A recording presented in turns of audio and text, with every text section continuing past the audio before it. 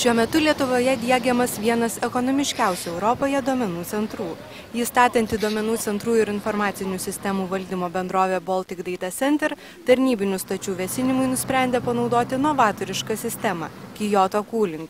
Sistemą pasiūliusios inžinerinių sprendimų bendrovės FIMA specialistai aiškina, kad Kyoto Cooling technologija šaldymui naudoja lauko oro temperatūrą.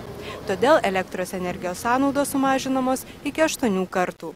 Būtent elektros energijos sunaudojimas yra didžiausia duomenų centrų problema. Paskaičiuota, kad apie 5% visos elektros energijos suvartoja duomenų centrai. Tai yra milžiniškas kiekis. Tai verčia visus pagalvoti ir diegti žalius duomenų centrus, kurie leistų sutaupyti daug piniginių lėšų ir atitinkamai tausoti gamtą. Daugiausia, iki 50% elektros energijos duomenų centruose sunaudojama serveriams vėsinti. Tam tradiciškai naudojamos freoninės šaldymo sistemos. Tačiau pastaraisiais metais vėsinimo technologijos sparčiai tobulėjo ir tapo taupesnės. Kyoto Cooling yra viena naujausių Olandijoje patentuota sistema. Baltic Data Center tik 3 bendrovė pasaulyje turėsianti duomenų centrą su šia technologija. Kyoto Cooling sistema yra unikali tuo, kad jinai išnaudoja oro lauke temperatūrą.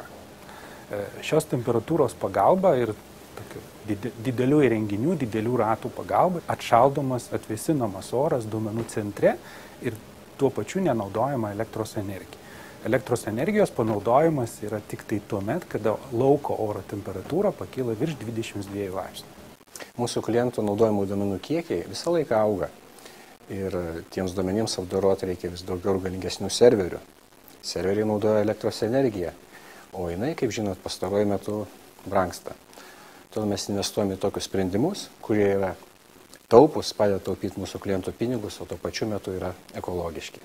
Šiuo metu Kyoto Cooling technologija Baltic Data Center duomenų centre jau sumontuota. Žadama, kad naujasis duomenų centras veikti pradės jau šį pavasarį.